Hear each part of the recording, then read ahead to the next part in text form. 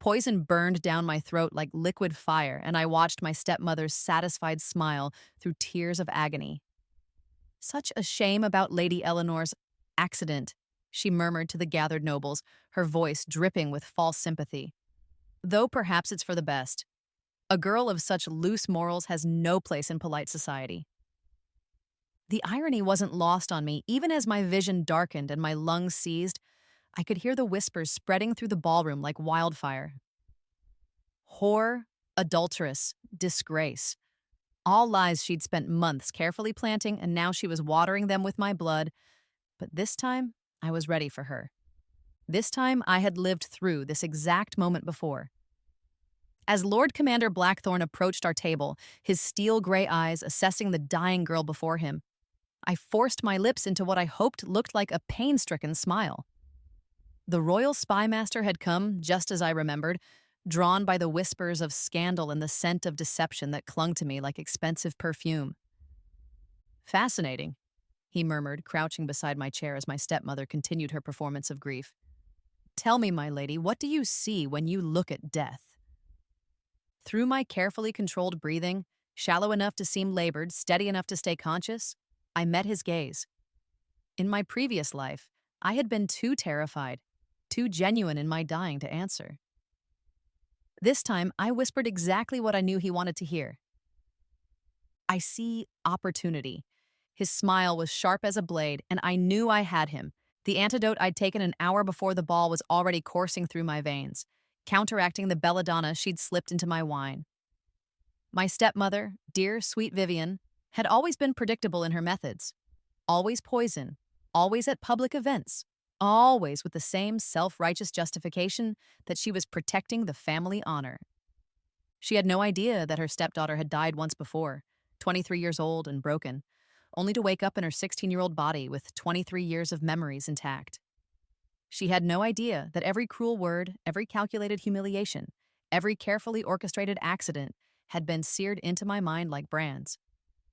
Most importantly, she had no idea that this time I wasn't fighting her. This time I was using her. Call the healers, Lord Commander Blackthorne barked, though his eyes never left mine. Lady Eleanor must be saved.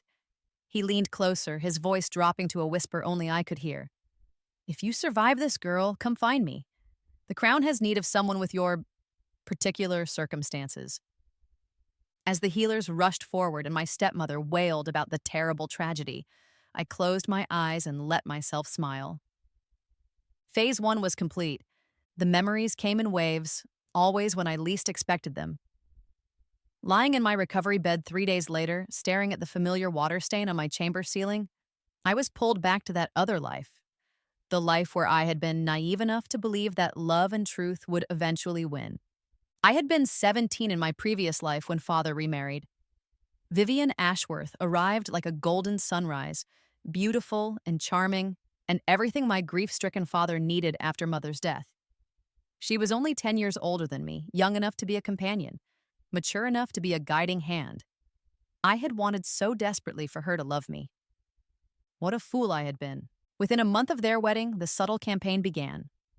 A word here, a sigh there, a perfectly timed witness to my inappropriate behavior. Vivian was an artist with reputation, sculpting lies with the patience of a master craftsman.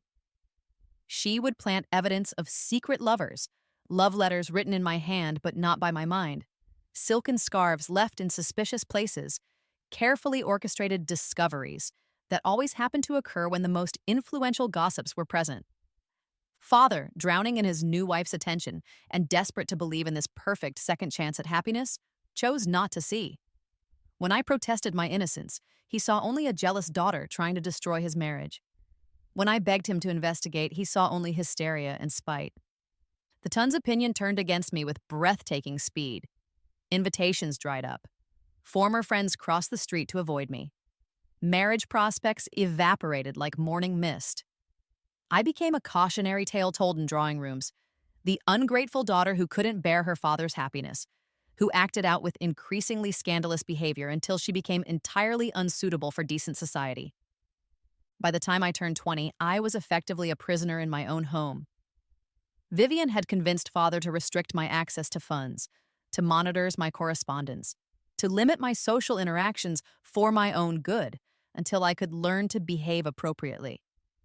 She presented these restrictions as loving discipline, herself as the patient stepmother trying to save a wayward girl from her own worst impulses. The truth was simpler and more vicious. She wanted my inheritance. Mother had left me everything in a trust that would pass to me on my 21st birthday, or to my husband if I married before then. A fortune in property, investments, and jewels that would make whoever controlled it one of the wealthiest individuals in the kingdom. Vivian couldn't access it as long as I remained unmarried and alive. So she had systematically destroyed every marriage prospect, isolated me from anyone who might offer protection, and when I turned 21 and still refused to die conveniently, she had simply decided to help me along. The poison came on my 23rd birthday, served in a cup of chocolate brought by her own hands to my locked room. "Happy birthday, darling," she had said with that gentle smile. "I do hope this year brings you peace." I died alone, in agony, calling for a father who never came. The last thing I saw was Vivian's face at my window, watching to make sure the job was done. The last thing I heard was her instructing the servants to tell father that I had taken my own life, unable to bear the shame of my wicked ways any longer. But death, it seemed, was not the end of my story. I woke up in my 16-year-old body, 3 days after my father's wedding to Vivian Ashworth, with every memory of those 7 terrible years burned into my consciousness.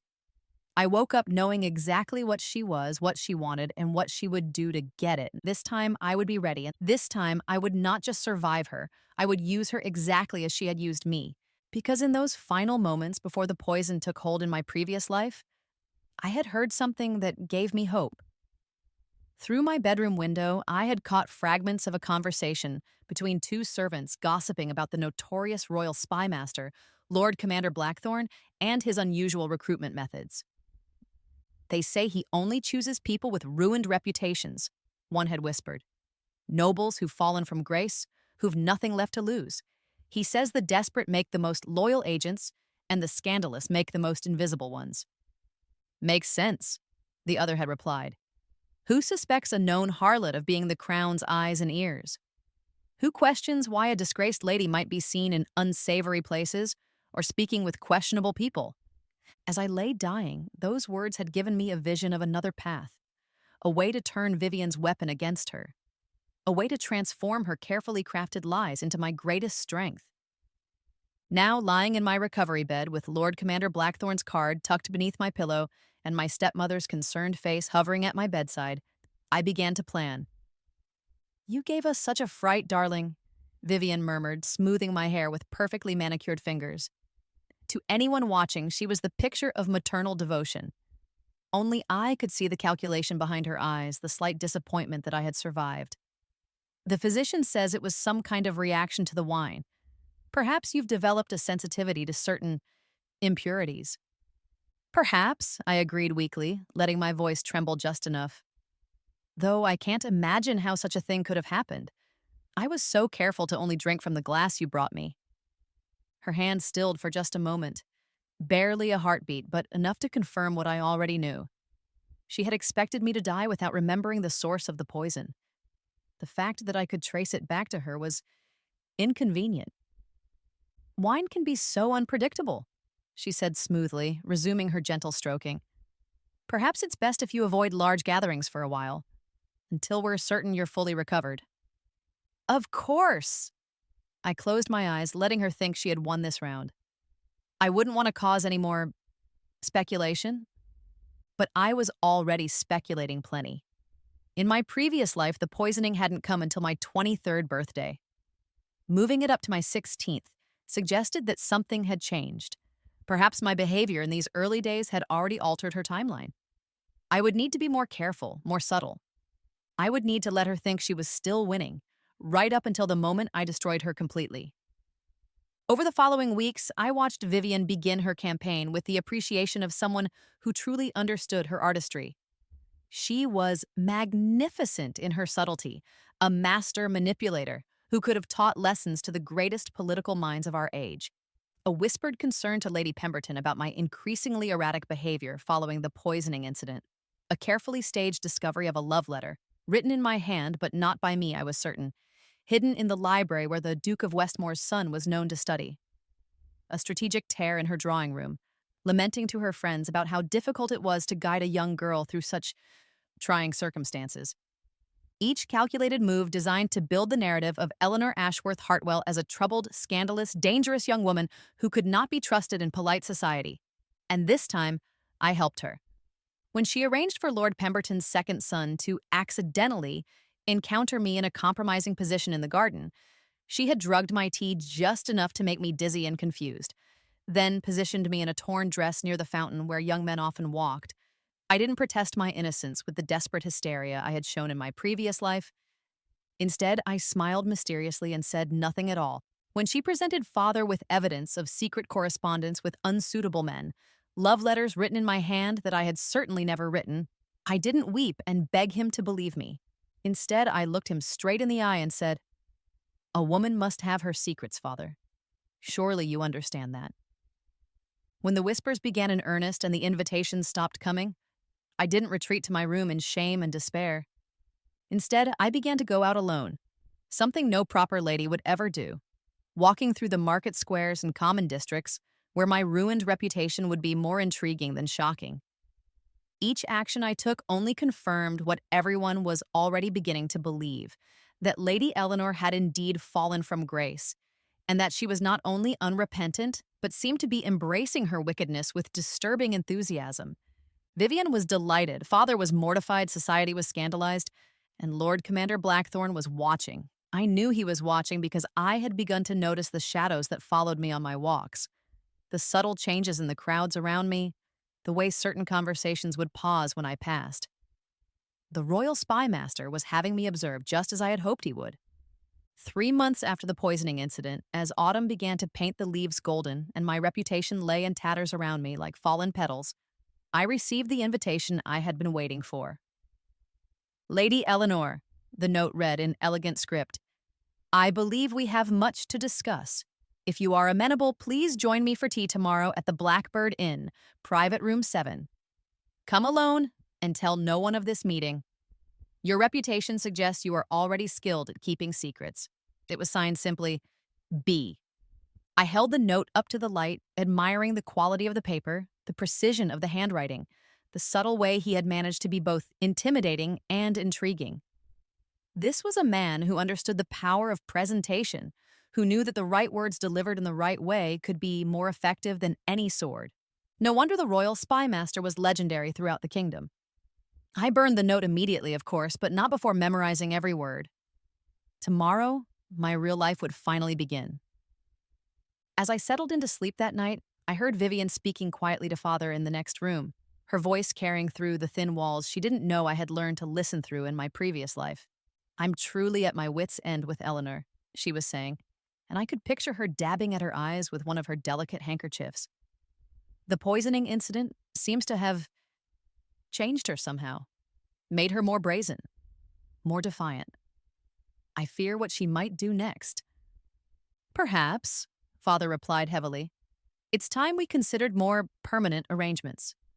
A convent, perhaps, or one of those discreet institutions that specialize in difficult cases."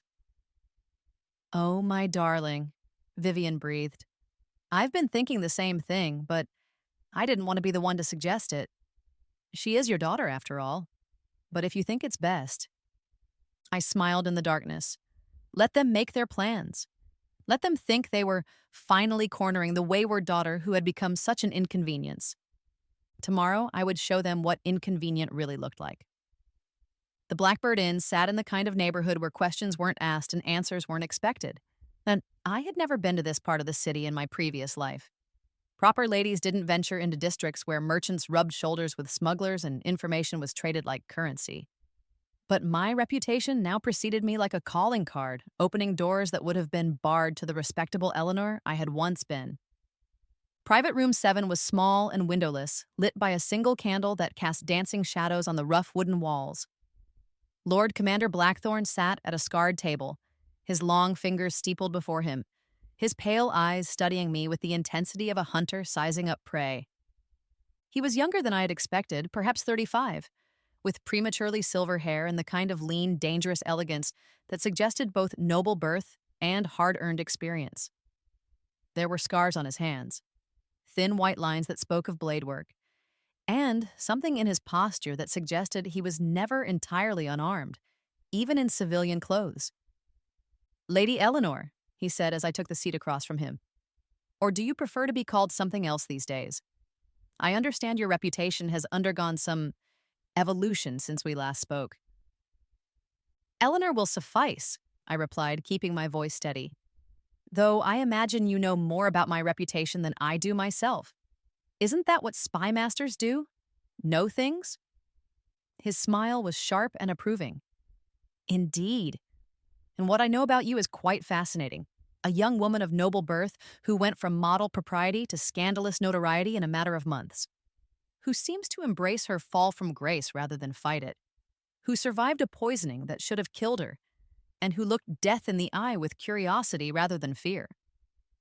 He leaned forward slightly, candlelight playing across his angular features.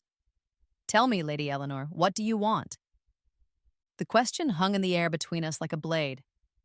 I had rehearsed this moment 100 times in my mind, but now, faced with his penetrating gaze, I realized that anything less than complete honesty would be detected and dismissed immediately. "I want revenge," I said simply, "against the woman who has spent months systematically destroying my life, who poisoned me at that ball, and who will not stop until I am dead or permanently removed from her path. Your stepmother, yes. And in exchange for this revenge, what are you prepared to offer?" This was the moment that would determine everything. I took a breath, meeting his gaze steadily. "Everything. My reputation is already in ruins. My social connections severed, my family convinced of my wickedness. I have nothing left to lose and everything to gain. I can go places you cannot go, speak to people you cannot reach, be invisible in ways that a respected member of society never could be." "And you believe this makes you valuable to the crown?" "I believe," I said carefully, "that the most dangerous enemies are often found in drawing rooms rather than battlefields. That the greatest threats to the kingdom come from those who smile and curtsy while they plot treason over tea and gossip. And I believe that a woman with a ruined reputation can learn secrets that a man with an honorable one never could." He was quiet for a long moment, studying me with those pale, calculating eyes. When he spoke again, his voice was soft but deadly serious. "The work I do is not glamorous, Lady Eleanor. It is not the adventure that romantic novels make it seem. It is dirty, dangerous, often thankless work that requires you to lie to everyone you meet, betray people who trust you, and live with the knowledge that your survival depends on your ability to be more ruthless than your enemies." He paused, letting the weight of his words settle between us. "It will require you to become someone your former self would not recognize, to do things that would horrify the proper young lady you once were. And it will mean that you can never go back to the life you had before, even if your reputation could somehow be restored." "The life I had before was a lie," I replied quietly. "The woman I was before was a fool who believed that goodness would be rewarded and truth would prevail. That woman died in agony, alone, and betrayed by everyone she loved." I leaned forward, letting him see the steel that had been forged in the fires of my previous death. "The woman sitting before you now has nothing left to lose and everything to prove. She knows exactly what she's choosing and why."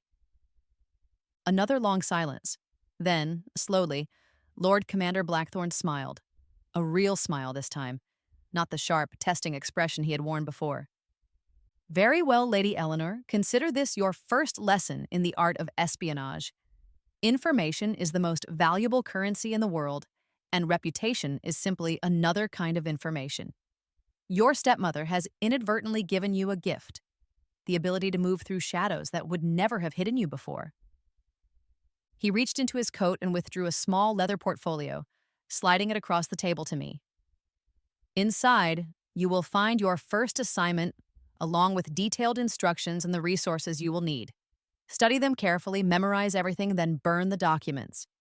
From this moment forward, you are an agent of the crown, and your former life is officially over." I picked up the portfolio, feeling its weight, not just the physical weight of leather and paper, but the emotional weight of transformation. When I walked out of this room, I would no longer be the girl who had been poisoned and betrayed. I would be someone new, someone dangerous, someone who could finally make Vivian Ashworth pay for every moment of suffering she had inflicted. One more thing, Lord Commander Blackthorne said as I prepared to leave. Your stepmother is not your only enemy, and revenge is not your only goal.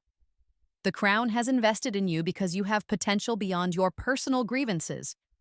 Do not let your thirst for vengeance blind you to the larger game we are playing.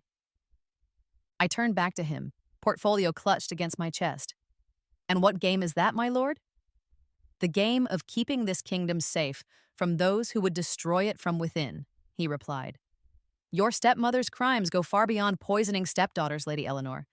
She is part of a network of conspirators who have been selling secrets to our enemies, funding rebellions, and systematically weakening the crown's power from within noble society. My breath caught. In my previous life, I had died knowing nothing of this. I had thought Vivian's only crime was greed, her only goal my inheritance. But if she was part of something larger, something treasonous, she killed me for my money, I said slowly. But she's betraying the kingdom for what? Power, he replied simply. The kind of power that comes from being on the winning side when a government falls. Your inheritance was just one small part of a much larger plan. As I walked back through the twisting streets toward home, my mind raced with possibilities. Vivian wasn't just a greedy stepmother. She was a traitor to the crown. My revenge wouldn't just be personal satisfaction. It would be justice served in the name of the kingdom itself. The portfolio in my hands contained the tools I would need to destroy her completely. And as I slipped through the shadows of the city I had never been allowed to explore before, I felt something I had never experienced in either of my lives: true power. The game had begun, and this time I intended to win. My first assignment was elegant in its simplicity. Infiltrate Lady Margaret Worthington's weekly salon and identify which of her guests were passing information to foreign agents. Lady Margaret had been a family friend in my previous life, a sharp-tongued widow who hosted gatherings where the kingdom's most influential women would gossip and scheme over delicate pastries and stronger wine. In my former existence as a respectable young lady, I had been a welcome guest at these salons, though I had been too naive to understand the true nature of the conversations happening around me. Now, with my reputation in shambles, I would never receive an invitation through proper channels. But a woman with my notoriety might find other ways to gain access, ways that would allow me to observe from angles that proper ladies could never manage. The portfolio had contained detailed instructions, a false identity as a reformed lady's maid seeking employment, and enough gold to establish myself in a small apartment near Lady Margaret's townhouse. It also contained something I had not expected: a comprehensive dossier on Vivian's activities over the past several months. My stepmother, it seemed, had been busy. While I had been focused on surviving her attempts to ruin my reputation, she had been quietly building relationships with some of the kingdom's most dangerous enemies. The salon circuit had been her hunting ground, and Lady Margaret's gatherings had been her primary source of intelligence. She had been feeding information about noble families, military movements, and court politics to a network of foreign agents who were systematically working to destabilize our government. The poisoning attempt hadn't just been about my inheritance. It had been about eliminating a potential threat to her operations. As father's daughter, I would eventually have had access to family documents, political connections, and social circles that could have exposed her activities. Better to remove me entirely than risk discovery. Reading through the evidence that Lord Commander Blackthorne's agents had gathered, I felt a cold fury settle in my chest. My death in the previous timeline hadn't been just personal, it had been treason. This time, I would make sure the kingdom knew exactly what Vivian Ashworth truly was. The transformation into my new identity took 3 weeks of careful preparation. Mary Fletcher was a woman with a checkered past, a former lady's maid who had been dismissed for allegedly conducting an affair with her employer's husband. She was seeking employment with a household that wouldn't ask too many questions about her references, and she was willing to work for considerably less than her skills were worth. I dyed my auburn hair a mousy brown, learned to alter my posture and accent to suggest lower birth, and practiced the kind of invisible servitude that would let me move through Lady Margaret's house like a ghost. The hardest part was training myself to defer and apologize, to make myself small and unobtrusive. Everything I had been raised never to do. But the skills came surprisingly naturally. Perhaps years of being diminished and dismissed by Vivian had prepared me for this kind of performance better than I had realized. Lady Margaret hired me within a week, charmed by my story of redemption and impressed by my knowledge of proper household management. She installed me as assistant to her senior housekeeper, a position that would give me access to every room in the house while remaining virtually invisible to the guests. My first salon night was a revelation. I had attended dozens of these gatherings in my previous life, but I had never truly seen them before. Moving through the rooms with trays of wine and delicate sandwiches, pausing in corners to polish silver or tend to the fire, I was able to observe conversations that would have stopped the moment a proper lady approached. And what I observed made my blood run cold. These women, ladies I had known since childhood, wives and daughters of the kingdom's most powerful families, were casually discussing military supply routes, the schedule of royal engagements, the details of trade negotiations that should have been closely guarded state secrets. They spoke with the easy familiarity of people who had been sharing such information for months, perhaps years. At the center of it all, elegant and charming as ever, was Vivienne.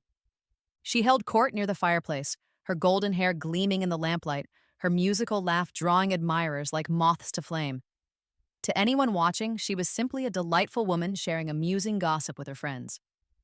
But I could hear the careful way she guided conversations, the subtle questions she asked, the mental notes she was clearly making of every useful detail. Such a shame about the delayed shipment from the northern provinces, Lady Pemberton was saying, sipping her wine. My husband was quite put out that his regiment's supplies won't arrive until next month. Oh? Vivian replied with just the right tone of sympathetic interest. I do hope it won't affect their readiness for the spring exercises. Dreadfully inconvenient timing, Lady Pemberton agreed, especially with the tensions at the eastern border requiring so many men to be reassigned. I nearly dropped my tray. The eastern border deployment was supposed to be classified military information, known only to the highest levels of command. Yet here was Lady Pemberton discussing it as casually as she might comment on the weather, and Vivian filing away every detail. As the evening progressed, I witnessed similar exchanges throughout the room. The Duchess of Fairhaven mentioned concerns about the Crown's debt negotiations with foreign banks. Lady Westmore shared worries about her son's diplomatic mission to the southern kingdoms. Mrs. Hamilton discussed her husband's frustrations with the new maritime security protocols. Each piece of information was small, seemingly innocent when shared among friends. But together, they formed a detailed picture of the kingdom's vulnerabilities, military capabilities, and strategic concerns. Information that would be incredibly valuable to our enemies, and at the center of it all, conducting this orchestra of treason with the skill of a master musician, was the woman who had murdered me in my previous life. By the time the evening ended and I had retreated to my small servants' quarters, my hands were shaking with rage. Not just at Vivian, though the sight of her smiling face as she gathered intelligence that could lead to the deaths of countless soldiers made me want to wrap my fingers around her throat, but at all of them. These women, these pillars of society, were betraying their own kingdom for what? The thrill of being important? The satisfaction of having valuable secrets to share? The promise of reward from foreign masters? I wrote my first intelligence report by candlelight, documenting everything I had observed with the precise attention to detail that Lord Commander Blackthorne had trained into me. Names, dates, specific information shared, patterns of conversation, hints about future gatherings. When I finished, I held the pages up to the flame and watched them burn the way I had been taught. But the information was seared into my memory now, ready to be passed along through the complex network of dead drops and coded messages that connected me to my handlers. Phase 2 of my mission was complete. Phase 3 would be much more dangerous. The next morning, as I served breakfast to Lady Margaret and listened to her casual commentary about the previous evening's delightful conversation, I began to plan how I would destroy them all, starting with my dear stepmother. The opportunity came 3 weeks later, during what Lady Margaret cheerfully described as her most intimate gathering yet, a smaller salon for only her closest confidants, where the conversation could be even more candid. I had been feeding Lord Commander Blackthorne's network detailed intelligence from the weekly salons, and the response had been swift and decisive. Several lower-level conspirators had already been quietly arrested, their networks rolled up with the kind of surgical precision that the royal spymaster was famous for. But Vivian and the inner circle of noble ladies remained untouched, their activities carefully monitored but not yet disrupted. "We need her to reveal the full extent of her operations," Lord Commander Blackthorne had explained during one of our clandestine meetings. "Your stepmother is not the leader of this conspiracy. She's a highly placed operative taking orders from someone even more dangerous. If we arrest her now, her handler will simply disappear and rebuild the network elsewhere. We need her to lead us to the true enemy." This intimate salon was our chance. Only 8 women would be present, all of them confirmed members of Vivian's inner circle. The conversation would be more explicit, more detailed, more damning. And if my intelligence was correct, Vivian would finally reveal the identity of her foreign contact. I had prepared for weeks. Hidden throughout Lady Margaret's house were small listening devices crafted by the Crown's master artificers, tiny mechanical contraptions that could record conversations and replay them later. My job was to plant the final device in the private study where the most sensitive discussions would take place. As I moved through the house that afternoon, preparing for the evening's gathering, I felt the familiar thrill of anticipation that had become my constant companion. In my previous life, I had been a victim, passive, reactive, always responding to cruelties inflicted upon me. Now I was the one in control, the one setting traps, the one who would determine how this story ended. The guests began arriving at sunset. I recognized all of them from previous salons. Lady Pemberton, whose husband commanded a key military district. The Duchess of Fairhaven, whose family controlled several major shipping routes. Lady Westmore, whose son was a rising star in the diplomatic corps. Mrs. Hamilton, whose husband oversaw maritime security. And, of course, my beloved stepmother, radiant in emerald silk that perfectly matched her calculating eyes. They gathered in Lady Margaret's drawing room, accepting wine and delicate canapés, while engaging in the kind of superficial conversation that preceded their real business. I moved among them like a shadow, refilling glasses and clearing plates while they discussed the weather, the latest court fashions, the minor scandals that always occupied noble society. But I could feel the tension beneath their polite veneer. These women were here for a purpose, and that purpose was treason. Finally, as the clock struck 9, Lady Margaret rose gracefully from her chair. "Ladies," she said with a smile, "shall we retire to the study for our more private discussions?" This was my moment. As the guests filed into the smaller, more intimate study, I slipped through the servants' passages to plant the final listening device. The study was Lady Margaret's inner sanctum, lined with leather-bound books and decorated with portraits of her deceased husband's military achievements. It was the perfect setting for what would be their final betrayal. I had just finished concealing the tiny device behind a particularly large volume of military history when I heard Vivian's voice through the door. "Before we begin," she was saying, "I have some concerning news about my stepdaughter." My blood turned to ice. I pressed myself against the wall, listening with every fiber of my being. "I thought Eleanor was safely managed," Lady Margaret replied. "Her reputation is in complete ruins, her social connections severed. Surely she poses no threat." "That's what I assumed," Vivian said, and I could hear the frown in her voice. "But something has changed. She's been disappearing for hours at a time, going to parts of the city where no proper lady would ever venture. My husband thinks it's just more evidence of her moral degradation, but I'm not so certain." There was a murmur of concerned voices. "What are you suggesting?" the Duchess of Fairhaven asked. "I'm suggesting," Vivian replied carefully, "that perhaps Eleanor is not as broken as she appears. That perhaps her public fall from grace has been more strategic than we realized." The silence that followed was deafening. Then Lady Pemberton spoke, her voice sharp with alarm. "You think she's working with someone?" "I think," Vivian said slowly, "that it's a remarkable coincidence that several of our associates have recently encountered difficulties, just as Eleanor has begun these mysterious excursions." My heart hammered against my ribs. She knew, somehow impossibly, Vivian had connected my activities to the disruption of her network. She might not have proof, but she had suspicion. and that was dangerous enough. "What do you propose we do?" Lady Margaret asked. The answer, when it came, was delivered in Vivian's sweetest, most reasonable voice. "I propose we test her loyalty. If Eleanor is truly as ruined and resentful as she appears, she might be willing to assist us in exchange for rehabilitation of her reputation. We could offer her a chance to redeem herself, to earn back her place in society." "And if she refuses?" Mrs. Hamilton inquired. "If she refuses," Vivian replied, "we'll know that our suspicions are correct, and we'll handle her accordingly." The casual way she said it, as if discussing the disposal of an unwanted piece of furniture, made my stomach clench. I knew exactly what "handle her accordingly" meant. I had died from her handling once before. But this time, I was ready for her. I slipped out of the servants' passages and made my way to my quarters, where I quickly composed a coded message for Lord Commander Blackthorne. The situation had escalated beyond our original plan. Vivian was onto me, which meant the entire operation was at risk. But it also meant an opportunity. If she was going to test my loyalty, I could use that test to draw her into revealing more than she intended. The hunter was about to become the hunted, and she had no idea that her prey had already set the trap. I sent the message through our established channels, then returned to my duties.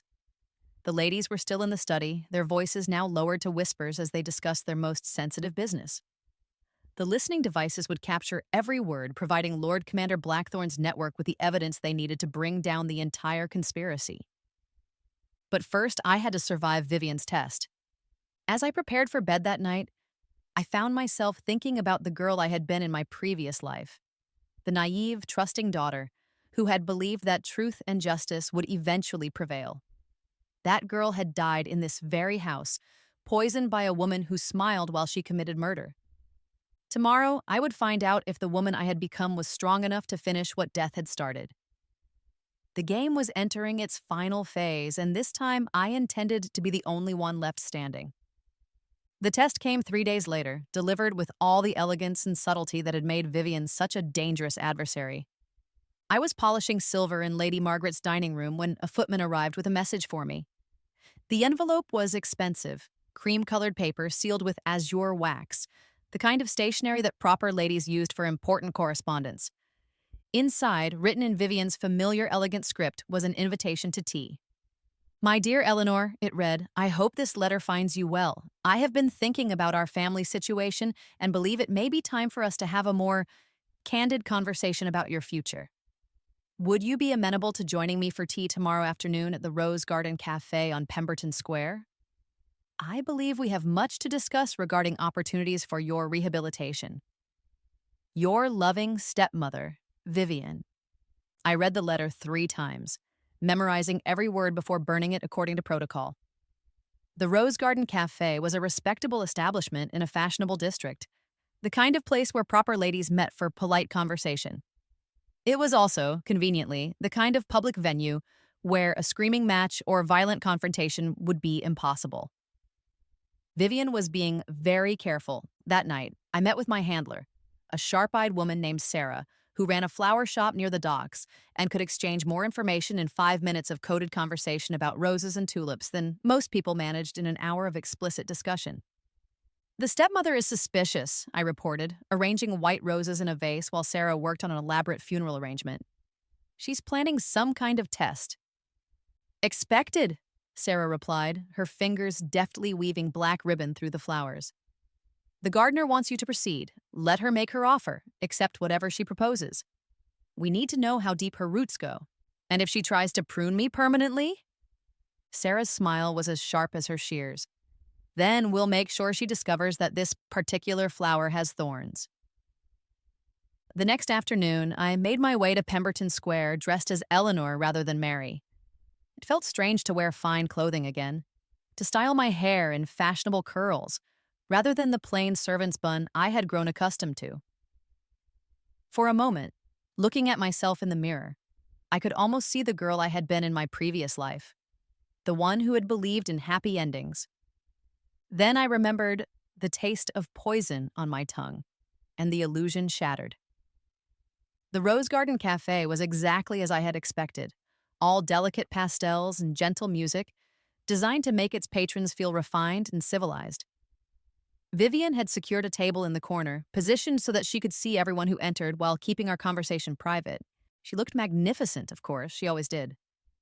Golden hair swept into an elegant chignon, a dress of soft blue silk that perfectly complemented her complexion, jewelry that was expensive enough to be impressive but restrained enough to be tasteful. She was the picture of everything a lady should aspire to be.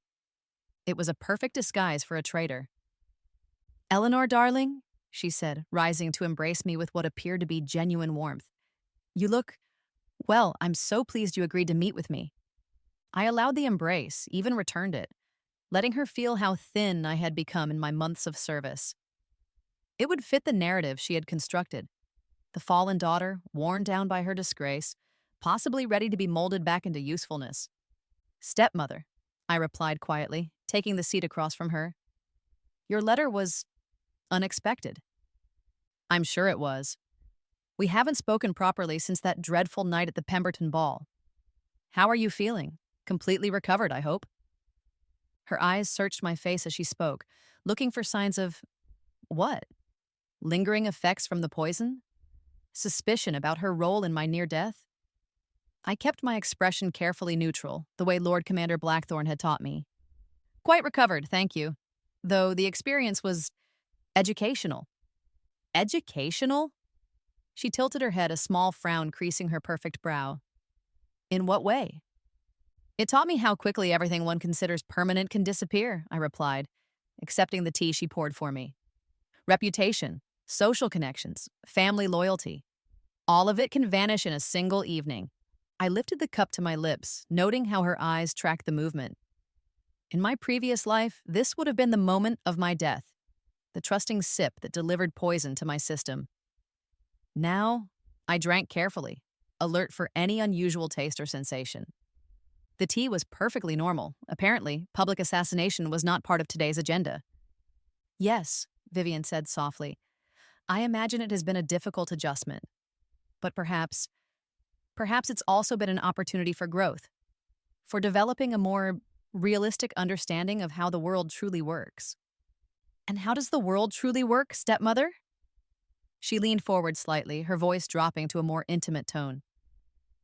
"It works, my dear, through alliances, through understanding that survival requires more than virtue and good intentions. The strong prosper not because they are morally superior, but because they are practical enough to seize opportunities when they arise." I set down my teacup and met her gaze directly. "What kind of opportunities?"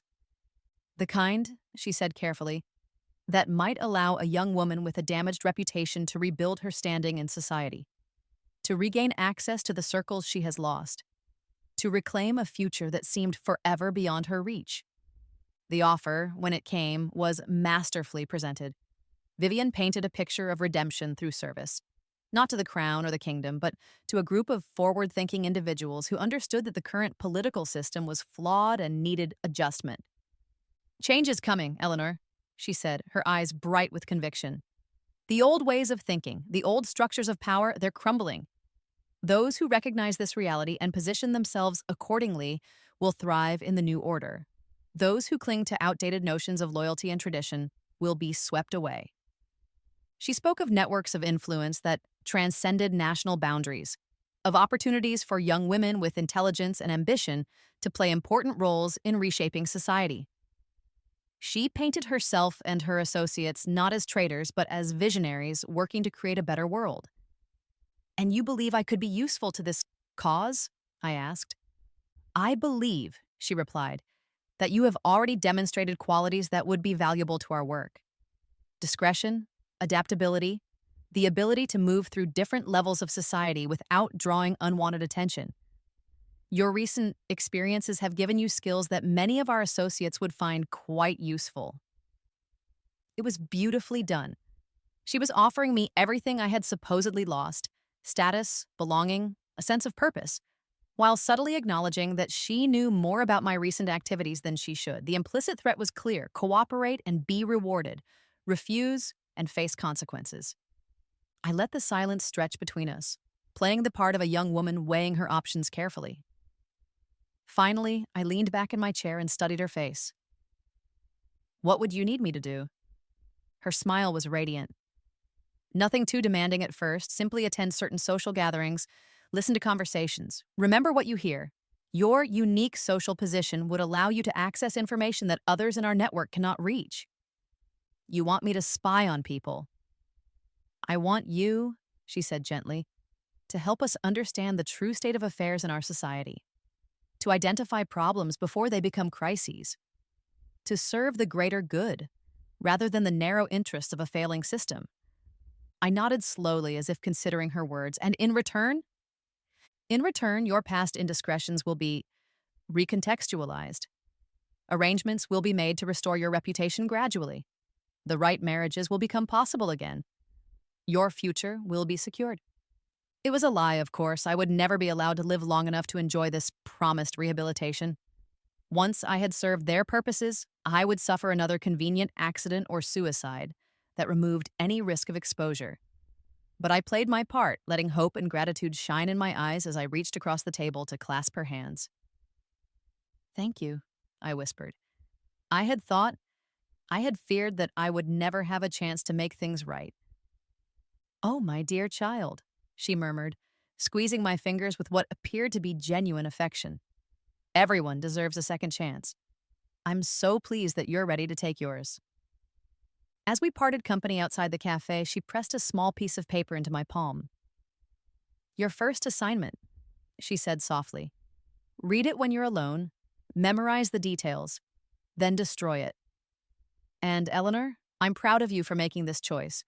Your father will be so pleased when he learns of your reformation. I walked back toward my lodgings with the paper burning like a coal in my pocket, my mind racing with the implications of what had just occurred. Vivian had recruited me into her network of traitors, which meant I was now positioned to identify every member of her conspiracy from the inside.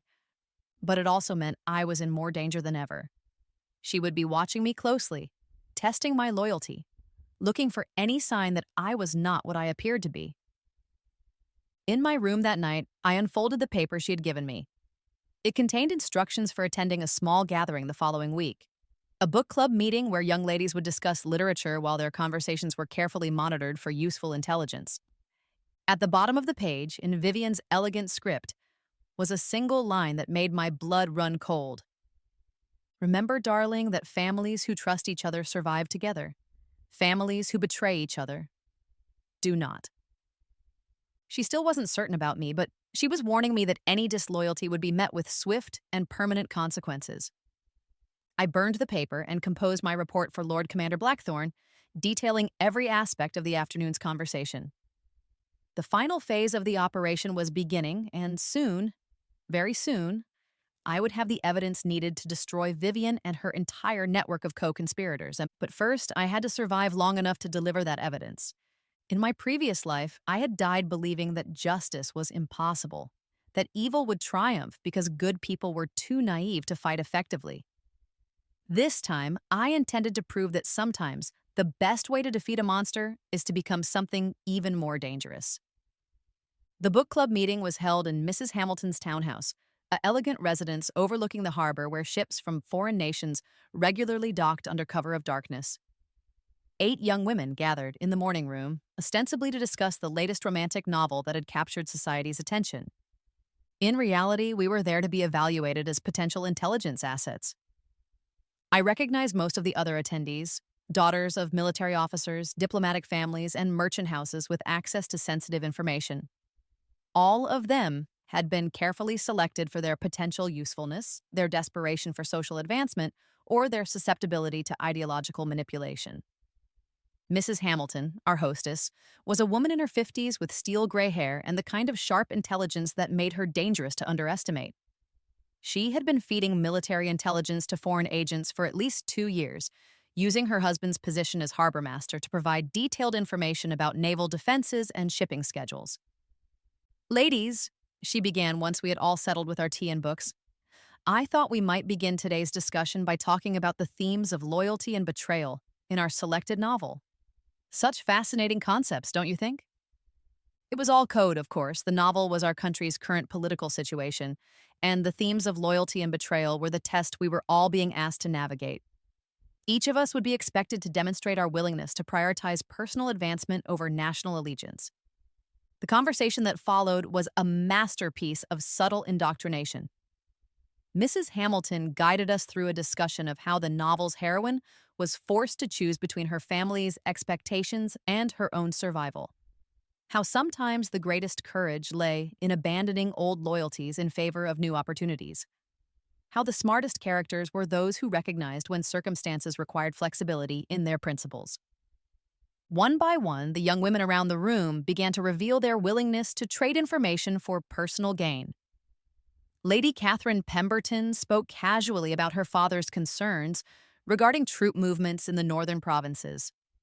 Miss Sarah Westmore mentioned her brother's upcoming diplomatic mission to negotiate trade agreements with potentially hostile nations. Miss Elizabeth Fairhaven shared gossip about financial difficulties facing several noble families. All of it was valuable intelligence that could be used to predict government policy, identify vulnerabilities, and plan strategic advantages for our enemies. When the attention turned to me, I was ready. "I'm afraid I haven't had much access to family discussions recently," I said with carefully crafted bitterness. "My father has made it quite clear that my opinions are not welcome in matters of importance." "Oh, but surely you overhear things," Mrs. Hamilton pressed gently. "Servants' gossip, letters left unguarded, conversations in public places. A observant young woman can learn quite a lot without anyone realizing she's paying attention." I allowed myself to appear thoughtful, as if considering possibilities I hadn't previously explored. "I suppose there was something I overheard at Lady Margaret's house. One of her guests was discussing some kind of delay in military supply shipments. It seemed to be causing quite a bit of concern. It was information I had already passed along to my real handlers, intelligence, that had been carefully selected to appear valuable, while actually revealing nothing that our enemies didn't already know." But Mrs. Hamilton's eyes lit up with interest. "How very observant of you, Miss Eleanor. That kind of attention to detail could be quite valuable to the right people." The meeting continued for another hour, with Mrs. Hamilton gradually revealing more about the nature of their literary discussions and the benefits that came with being part of their exclusive group. By the time I left, I had been provisionally accepted into the inner circle of Vivian's conspiracy. I had also gathered enough evidence to hang every woman in that room for treason. That evening, I made my way to the flower shop where Sarah was waiting with news from Lord Commander Blackthorne. The intelligence I had been gathering had allowed the Crown's agents to identify a network of foreign operatives that stretched across 3 kingdoms and involved dozens of noble families. "The gardener is very pleased with your work," Sarah said, arranging white lilies with practiced efficiency. "The evidence you've provided has exceeded all expectations. We now have enough information to dismantle their entire organization." "Then it's time?" I asked, my pulse quickening with anticipation. "Almost. There's one final piece we need: the identity of their foreign contact, the person who has been coordinating this network from outside our borders. Your stepmother is scheduled to meet with this individual tomorrow night." She handed me a small package wrapped in brown paper. "Your final assignment: make sure she leads us to them." Inside the package was a device I had never seen before, a tiny mechanical tracker that could be attached to clothing or jewelry without detection. Once activated, it would allow Lord Commander Blackthorne's agents to follow Vivian wherever she went. "And after tomorrow?" I asked. Sarah's smile was grim. "After tomorrow, justice will finally be served." I spent that night in preparation, reviewing every detail of my mission and steeling myself for what would be the most dangerous part of the entire operation. Tomorrow, I would come face to face with the woman who had murdered me, armed with the knowledge and evidence needed to destroy her completely. But first, I had to survive long enough to plant the tracker and escape whatever trap she might have prepared. In my previous life, Vivian had always been 3 steps ahead, anticipating my moves and countering them before I even realized I was in danger. This time, I was the one who knew what was coming. This time, I was the one setting the trap.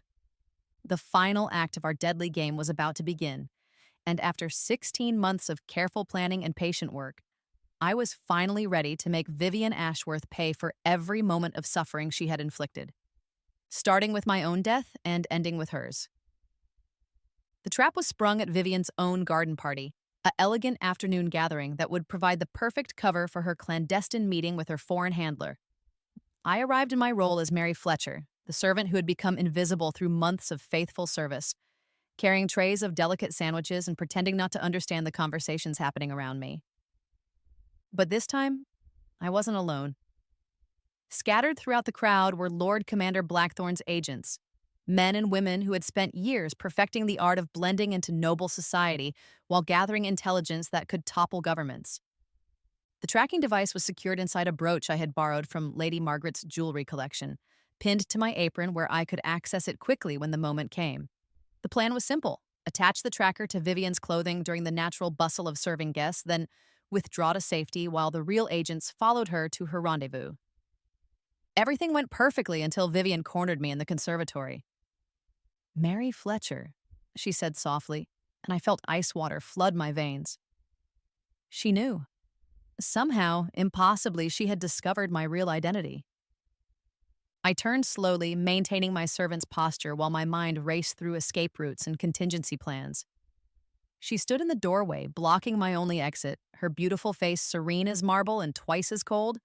Or should I say, Eleanor? "I'm afraid I don't understand, my lady," I replied in Mary's accent, letting confusion and concern color my voice. "Is there something wrong?" Her laugh was like broken glass. "Oh, my dear stepdaughter, you really are quite talented. For months you had me convinced that you were exactly what you appeared to be, a fallen woman, broken by scandal, reduced to menial labor. But then I began to notice certain inconsistencies."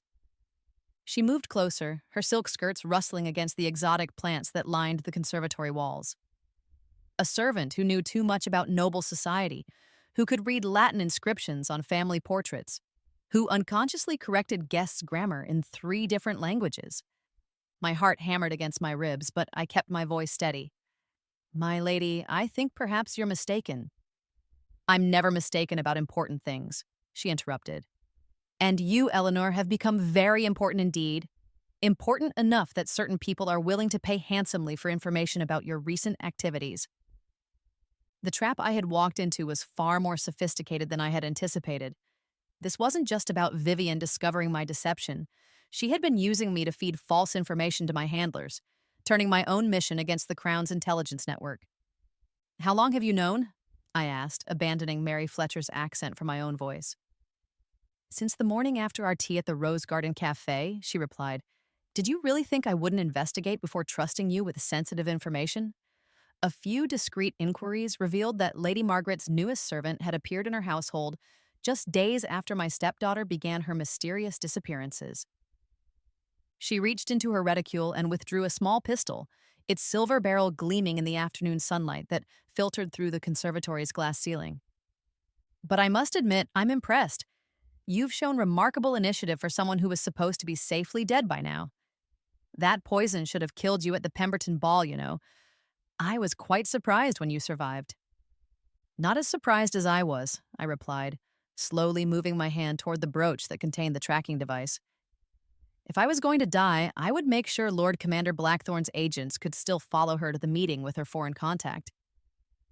"Oh, I wouldn't do that if I were you," Vivian said pleasantly, and I froze. "The device you're reaching for has already been disabled, along with whatever other clever little gadgets your handlers provided." My blood turned to ice. She hadn't just discovered my identity, she had compromised the entire operation. "You see, Eleanor, the problem with playing games is that sometimes you discover other people have been playing longer than you have. Your royal spymaster isn't the only one with a network of agents embedded in noble society." The implications of her words hit me like a physical blow. The information I had been gathering, the intelligence I had passed along to my handlers, the evidence I thought I had accumulated, all of it could be compromised. All of it could be part of a larger deception designed to feed false information to the Crown while protecting the real conspiracy. "The meeting tonight," I said slowly, "it's a trap." "Very good, yes. Your handlers will be following me to what they believe is a clandestine rendezvous with my foreign contact. Instead, they'll be walking into an ambush that will eliminate Lord Commander Blackthorn's most effective agents in a single stroke. She smiled at the expression on my face. Did you really think you were the only one capable of playing a long game, darling? I've been planning this particular gambit for years. The conservatory door opened behind her, and I felt my last hope die as Lord Commander Blackthorn himself stepped into the room. But instead of the relief I had expected to feel at his arrival, I felt only crushing despair. Because he wasn't here to rescue me, he was here as her ally. Lady Eleanor, he said, with that same sharp smile I remembered from our first meeting. What an absolute pleasure to finally drop the pretense. You've led us on quite a chase, though I must admit the experience has been educational. My knees nearly buckled as the full scope of the betrayal became clear. The royal spymaster himself was part of the conspiracy. Everything I had believed about serving the crown, about working for justice, about protecting the kingdom, all of it had been lies. You're wondering how deep this goes, Blackthorn continued, reading my expression with practiced ease. The answer is deeper than you could possibly imagine. The network you thought you were infiltrating, we built it. The intelligence you thought you were gathering, we fed it to you. The mission you thought you were completing, it was designed from the beginning to identify and eliminate the Crown's most loyal agents. Vivian nodded approvingly. You see, darling, the kingdom's current leadership has become problematic. Too rigid, too traditional, too unwilling to adapt to changing circumstances. A new approach is needed, and that requires removing certain obstacles. Like loyal spies, I said numbly. Like loyal spies, Blackthorn agreed. Your handlers believe they're following your stepmother to a crucial meeting tonight. Instead, they'll be walking into a carefully prepared kill zone. By tomorrow morning, the Crown's intelligence network will be permanently compromised. I closed my eyes, thinking of Sarah and the other agents who had trusted me, who had guided me, who were about to die because I had led them into this trap. In trying to avenge my own death, I had condemned dozens of innocent people. But here's what I find most fascinating about this entire situation, Vivian continued, her voice taking on that tone of sweet reasonableness that had always preceded her worst cruelties. You actually believed that you had been given a second chance at life, that death had somehow offered you an opportunity for redemption. She laughed softly, the sound echoing off the conservatory's glass walls. Death offered you nothing, Eleanor. I did. I'm the one who ensured you survived that poison at the Pemberton Ball. I'm the one who arranged for you to encounter Lord Commander Blackthorn. I'm the one who orchestrated every single event that led you to this moment. The world tilted around me. That's impossible. The memories, the knowledge of my previous life were planted, Blackthorn said calmly. A fascinating new technique developed by our foreign allies. Certain drugs, combined with carefully constructed false memories, can create the illusion of rebirth while actually programming the subject to behave in precisely the ways we need. You see, we needed someone who could infiltrate the Crown's intelligence network from the inside, Vivian explained. Someone with the right combination of desperation, intelligence, and motivation to be recruited by the Royal Spymaster's agents. You were perfect for the role. I staggered backward until my shoulders hit the conservatory's glass wall. Everything I thought I knew about myself, about my mission, about my purpose, all of it was a lie. I wasn't a woman reborn with memories of a previous life. I was a programmed asset, a living weapon aimed at the heart of the kingdom's defenses. The beautiful irony, Blackthorn continued, is that you've performed your role so well that you actually believe your own cover story. Even now, facing the truth, part of you is still convinced that you died and came back to life for revenge. But why? I whispered. Why go to such elaborate lengths? Why not simply kill me and be done with it? Because, Vivian said gently, dead stepdaughters tell no tales, but living ones can be incredibly useful. Your supposed quest for justice has given us everything we needed to identify and eliminate our enemies while appearing to work for the Crown's interests. She raised the pistol, aiming it directly at my heart. And now that your usefulness has ended, you can finally join your mother in whatever afterlife awaits failed daughters. As I stared down the barrel of the gun, I felt something inside me break. Not despair, but something deeper and more fundamental. The carefully constructed identity that had driven me for 16 months. The memories that had shaped every decision I made, the very sense of self that had carried me through my darkest moments. All of it crumbling away to reveal what? Who was Eleanor Ashworth Hartwell when stripped of the illusion of rebirth, the quest for revenge, the fantasy of justice triumphant? I closed my eyes and reached deep inside myself, searching for whatever truth might remain beneath the layers of lies and manipulation. And in that moment of absolute darkness, I found something they hadn't accounted for. I found rage. Not the programmed fury of a daughter seeking justice, but the pure, primal anger of a human being who had been used and discarded like a broken tool. The rage of someone who had been denied even the dignity of their own authentic death. My eyes snapped open, and for the first time in 16 months, I saw my stepmother's face change expression. The confident smile faltered, replaced by something that might have been uncertainty. "No," I said quietly. "No," she repeated, and there was genuine confusion in her voice. "No," I said again, louder this time. "I don't accept this. I don't accept that my memories are false, that my choices mean nothing, that I'm just a programmed weapon in your war." I stepped forward, ignoring the pistol aimed at my chest. "Maybe you did plant false memories. Maybe you did arrange for me to survive that poisoning. Maybe everything I think I remember about a previous life is just elaborate manipulation." Another step forward. "But here's what you didn't account for, stepmother dear. Here's the flaw in your perfect plan." I was close enough now to see the slight tremor in her hands, the first crack in her composure. "Even if my memories are false, my feelings about them are real. Even if you programmed me to hate you, I chose how to express that hatred. And even if you orchestrated every event that brought me here, you couldn't control how I would respond when I finally learned the truth." "Eleanor," she said warningly, but her voice lacked its usual confidence. "My name," I said, reaching for the brooch on my apron, "is Lady Eleanor Ashworth Hartwell. And regardless of whether I lived before or not, I am going to make sure I survive this encounter." The tracking device might have been disabled, but the brooch itself was still a perfectly functional piece of jewelry with a very sharp pin. Before either of them could react, I lunged forward and drove the pin deep into Vivian's wrist, causing her to cry out and drop the pistol. As Blackthorn moved to intercept me, I grabbed one of the heavy clay pots from the conservatory shelving and swung it at his head with every ounce of strength I possessed. He dropped like a stone. I snatched up Vivian's fallen pistol and backed toward the conservatory's rear exit, keeping both of them in sight as Vivian clutched her bleeding wrist and Blackthorn groaned on the floor. "This isn't over," Vivian snarled, her beautiful face twisted with fury. "You have no idea how many people are involved in this conspiracy. Kill us, and 10 others will take our place. The kingdom is already lost, Eleanor. You're just too naive to see it."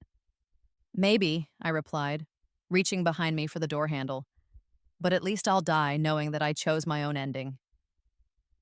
I stepped backward into the garden, then turned and ran as fast as I could toward the front of the estate, where other guests were still enjoying their elegant afternoon party, blissfully unaware that treason and murder were being planned in their hostess's conservatory. Behind me, I could hear shouts and commotion as Vivian and Blackthorn recovered enough to begin pursuit. But I had something they didn't expect. Genuine desperation born of authentic choice rather than programmed behavior. Whether my memories were real or false, whether I was truly reborn or simply manipulated, one thing was certain. I was not going to let their conspiracy succeed, even if it killed me. Again, I burst through the front doors of Vivian's townhouse like a woman possessed, the stolen pistol clutched in my trembling hands as I searched frantically for help among the startled party guests. Lords and ladies in their finest afternoon attire turned to stare at the wild-eyed servant girl who had apparently lost her mind, their conversations dying in shocked whispers. "Someone must send word to the palace immediately," I called out, my voice carrying across the manicured lawn where dozens of the kingdom's most influential citizens had gathered for delicate conversation and stronger wine. "There is a plot against the crown." The reaction was immediate and telling. Several guests stepped forward with expressions of concern while others, too many others, exchanged meaningful glances and began moving toward the exits with suspicious haste. Lord Pemberton, whose wife I knew to be part of Vivian's inner circle, approached me with his hands raised in a gesture of calm authority. Now, young woman, I think perhaps you've had some kind of episode. Why don't you come with me and we'll sort this out quietly? But I had spent 16 months learning to read people, to detect deception, to identify enemies hiding behind friendly faces. Lord Pemberton's concern was as false as his wife's patriotism. Stay back, I warned, raising the pistol.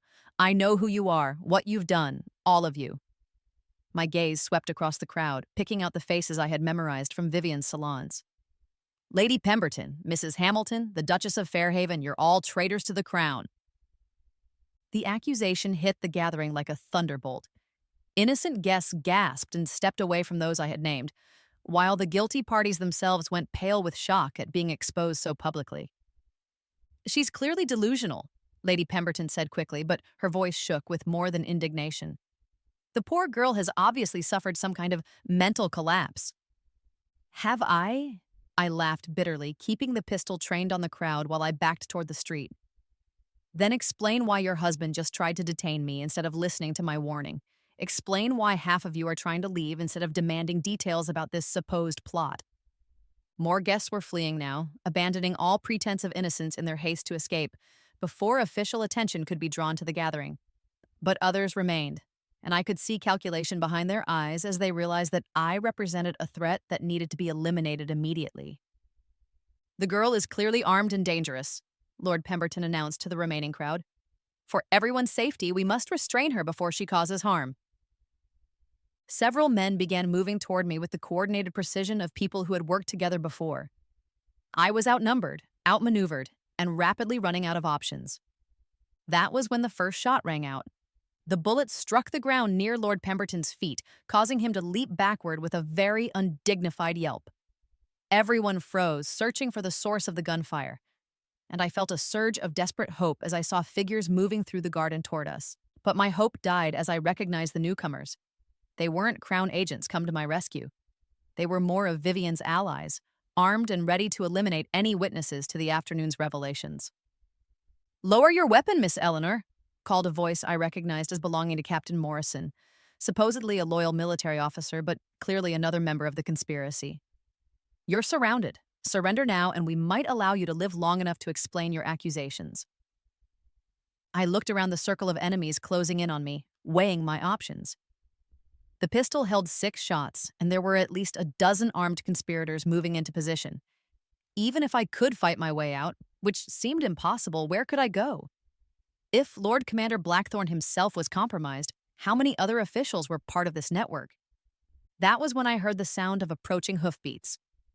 A column of royal guards came thundering down the street, their armor gleaming in the afternoon sun, their weapons already drawn.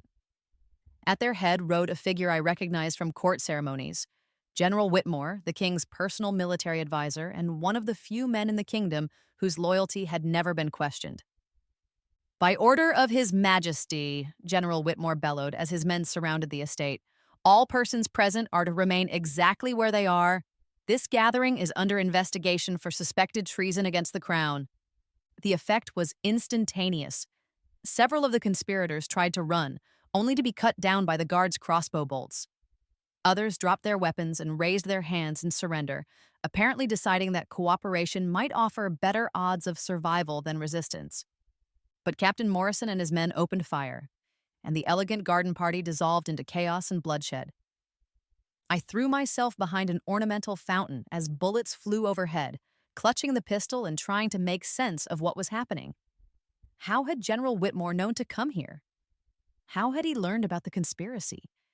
And most importantly, could I trust him? Or was this just another layer of deception in Vivian's elaborate plan? "Lady Eleanor," General Whitmore's voice cut through the sound of gunfire. "If you can hear me, stay down. We've come to extract you." Extract me? That suggested they had been specifically looking for me, which meant someone had sent them, but who? And how had they known where to find me? The answer came as the firing began to die down and I heard familiar footsteps approaching my hiding place. "My lady," Sarah's voice was cautious but unmistakably real. "Are you hurt?" I looked up to see the woman who had been my handler during my months as a spy. her flower shop owner's apron replaced by the practical leather armor of a royal guard. Her face was grim, but relieved as she extended a hand to help me up. Sarah? I stared at her in confusion. But how? I thought you were walking into an ambush tonight. We were, she agreed. But fortunately, we had a guardian angel watching over us. Someone who had been monitoring the situation and chose to warn us at the crucial moment. She helped me to my feet and gestured toward the house, where royal guards were escorting prisoners in chains. Among them was Vivian, her golden hair disheveled and her elegant dress torn, her hands bound behind her back as she was marched toward a prison wagon. But it was the figure walking beside General Whitmore that made my breath catch in my throat. Lord Commander Blackthorn, very much alive and apparently very much on our side. I don't understand, I said weakly. He was working with Vivian. He told me the whole conspiracy was his plan. Did he? Sarah asked with a slight smile. Or did he tell you exactly what Vivian needed to hear to confirm her own beliefs about the situation? As if summoned by our conversation, Blackthorn approached with General Whitmore at his side. There was a bandage around his head where I had struck him with the clay pot, but his pale eyes were sharp with satisfaction. Lady Eleanor, he said with a slight bow, I owe you an apology for the deception, but I hope you'll understand that it was necessary to maintain your cover until the very end. My cover? I felt like I was drowning in confusion. But you said, I said what your stepmother expected me to say. He interrupted gently. What she had been planning for me to say ever since she first learned of your recruitment. You see, Vivian's network had indeed identified me as a potential asset, but they made a crucial error in their assessment. He smiled that sharp, dangerous smile I remembered from our first meeting. They assumed that because I was willing to work with morally questionable individuals, I was willing to betray my oath to the crown. They failed to understand the difference between pragmatic flexibility and genuine treason. So the whole scene in the conservatory was a performance designed to make Vivian believe she had won, while actually giving us the final evidence we needed to identify every member of her network. Your reactions, Lady Eleanor, were absolutely perfect. Even knowing that you were playing a role, I found your indignation quite convincing. I stared at him, then at Sarah, then back at the scene of captured conspirators being loaded into prison wagons. Are you telling me that everything, the false memories, the manipulation, the programming, all of that was lies? Most of it, Blackthorn confirmed, though not all. You were indeed poisoned at the Pemberton Ball, and you did indeed survive through a combination of luck and the antidote we had managed to slip you beforehand. We had been monitoring Vivian's activities for months, waiting for her to make a move that would give us legal justification for action. But the memories of my previous life are absolutely real, he said firmly. You did die from poison on your 23rd birthday. You did wake up in your 16-year-old body with full knowledge of future events. What Vivian told you about false memories and programming was her own deception, designed to break your spirit at the crucial moment. The relief that flooded through me was so intense that my legs nearly gave out. Sarah caught my arm, steadying me as I struggled to process what I was being told. So I really was reborn? The how and why of that particular miracle is beyond my expertise, Blackthorn replied. But the evidence of your knowledge was undeniable. You knew things about Vivian's activities, about the timing of events, about the structure of her network that no one could have learned through conventional means. Then why didn't you tell me the truth from the beginning? Because, General Whitmore interjected, we needed you to behave naturally. If you had known that we were already aware of the conspiracy, if you had understood that your recruitment was part of a larger operation, you might have acted differently. Vivian was too skilled an observer to be fooled by conscious performance. So instead, you let me believe I was alone, I said bitterly. You let me think I was working without support, that I might be walking into traps with no backup. We were always watching, Sarah assured me, always ready to intervene if you were in genuine danger. But yes, we needed you to believe that your mission was entirely your own responsibility. Otherwise, Vivian would have detected the deception. I thought about the months of fear, the constant worry that I was one mistake away from death, the weight of believing that innocent people's lives depended entirely on my success. It had been necessary, I could see that now, but it had also been cruel. And my stepmother's confession? About arranging for me to survive? About orchestrating my recruitment? Pure fiction, Blackthorn said with satisfaction, designed to make you despair at the moment of victory, to break your will so completely that you would surrender without further resistance. She had no power to arrange your survival, no influence over your recruitment, no control over the events that led to this moment. She was simply a traitor who got lucky when her stepdaughter returned from the dead with knowledge that could destroy her, General Whitmore added. And like all criminals, she assumed that her temporary advantages made her untouchable. As the last of the prisoners was loaded into the wagons and the scene began to clear, I found myself staring at Vivian through the barred window of her transport. She was looking back at me, her beautiful face twisted with hatred and defeat. For a moment, I felt something that might have been pity. She had been so confident in her superiority, so certain that her intelligence and ruthlessness made her invincible. She had never considered the possibility that her victims might be stronger than she gave them credit for. Then I remembered the taste of poison on my tongue, the agony of dying alone and abandoned, and the pity evaporated. What will happen to them? I asked. Trial, conviction, execution, General Whitmore replied matter-of-factly. Treason against the crown carries only one sentence, and we have more than enough evidence to ensure justice is served. All of them? All of them. The network your investigation helped us identify included over 40 individuals in positions of trust throughout the kingdom. Military officers, diplomatic personnel, noble families, merchant houses, all working together to sell our secrets to foreign enemies while planning the eventual overthrow of our government. The scope of it was staggering. If the conspiracy had succeeded, if I hadn't been given this impossible second chance at life, the kingdom itself might have fallen. What happens now? I asked. To me, I mean. My reputation is still in ruins, my social position destroyed. Even if the truth about Vivian comes out, I'm not sure I can go back to being the person I was before. Blackthorn and General Whitmore exchanged a look that suggested they had already discussed this question. That, Blackthorn said, depends entirely on what you want to do with the rest of your life. You've proven yourself to be exceptionally skilled at intelligence work, and the Crown can always use agents with your particular talents and unique background. Are you offering me a permanent position? I'm offering you a choice, he replied. You can return to your former life. Your reputation will be restored, your inheritance secured, your place in society guaranteed. Or you can continue the work you began, serving the crown in ways that most people will never know or understand. I thought about the girl I had been in my previous life, the naive young woman who had believed that truth and goodness would eventually triumph. That girl was gone, burned away by death and betrayal and the hard lessons of survival. But the woman I had become, scarred by loss, strengthened by adversity, armed with knowledge that came at the price of everything she had once valued, that woman had work to do. I think, I said slowly, that Lady Eleanor Ashworth Hartwell has served her purpose. She can rest in peace now, knowing that justice was finally served. I looked at the royal spymaster who had given me the tools to reclaim my life and smiled. But the Crown's newest intelligence agent is ready to begin her real career. 5 years later, I stood in the shadow of the royal palace, watching as another group of young nobles laughed and danced at yet another glittering ball.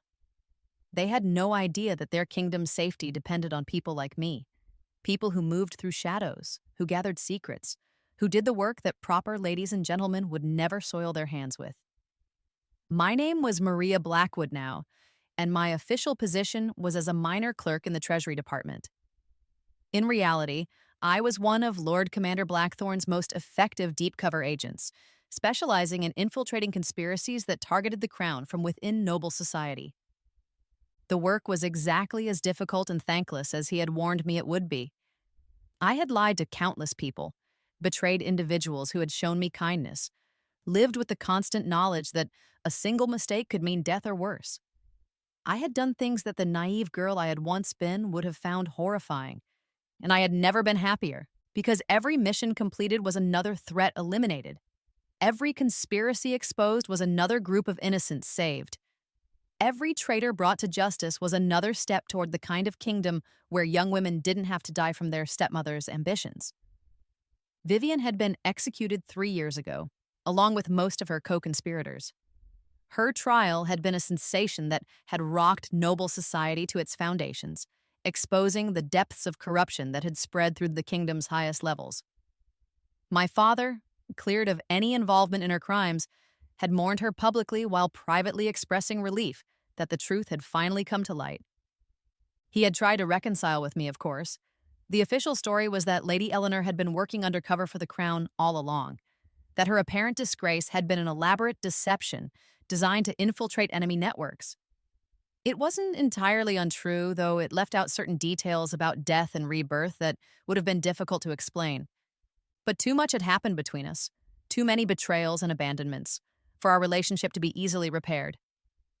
I visited him occasionally, maintained the appearance of filial duty, but I could never again be the daughter who had loved him unconditionally. That girl had died with the poison on her lips, and no amount of justice or reconciliation could bring her back. Instead, I had found a different kind of family among my fellow agents. People who understood the weight of secrets, the price of loyalty, the satisfaction of protecting those who could never know they needed protection. "Maria," a voice said behind me, and I turned to see Sarah approaching with a familiar leather portfolio. "We have a new assignment, Duchess Carolyn's household. We suspect she's been passing naval intelligence to foreign contacts." I accepted the portfolio with the same thrill of anticipation I always felt at the beginning of a new mission. Somewhere out there was another network of traitors, another threat to innocent lives, another chance to prove that evil could be defeated by those willing to fight it with sufficient ruthlessness. "Any connection to previous operations?" I asked, already mentally preparing for the weeks of careful planning that would be required. "Possibly. The methods are similar to the Ashworth network, though more sophisticated. We think someone learned from Vivian's mistakes and is trying to avoid her fate." I smiled, feeling that familiar cold anger settled in my chest. In my previous life, that anger had been helpless, impotent, turned inward until it became self-destructive despair. Now it was a weapon I had learned to wield with surgical precision. "They're welcome to try," I said, opening the portfolio to scan the preliminary intelligence reports. "But they're going to discover that some lessons come at a very high price." As I walked back toward my modest lodgings to begin preparing for the mission, I caught my reflection in a shop window. The woman looking back at me was nothing like the girl who had died in agony 5 years ago, or even the frightened servant who had infiltrated Lady Margaret's household. This woman had scars that didn't show, knowledge that couldn't be taken away, and a purpose that gave meaning to every breath she drew. She was dangerous in ways that proper society would never understand, and she was exactly who she was meant to be. Vivian had been wrong about so many things, but she had been right about one crucial point. Change really was coming to the kingdom. But it wasn't the change she had planned for. It was justice, served by those she had dismissed as too weak, too naive, too broken to fight back. It was the transformation of victims into hunters, of prey into predators, of the desperate into the deadly. And it was just the beginning. In the distance, the palace bells chimed the hour, calling the faithful to evening prayers. I didn't pray anymore. I had learned that the gods help those who help themselves. But I did make a silent promise to every innocent soul who slept peacefully that night, unaware of the dangers that surrounded them. I would stand watch in the shadows. I would hunt the hunters. I would make sure that their dreams remained undisturbed by the nightmares that stalked the kingdom's corridors of power. It was the least I could do for the girl who had died so that I could live. And it was exactly the life I had chosen to live in return.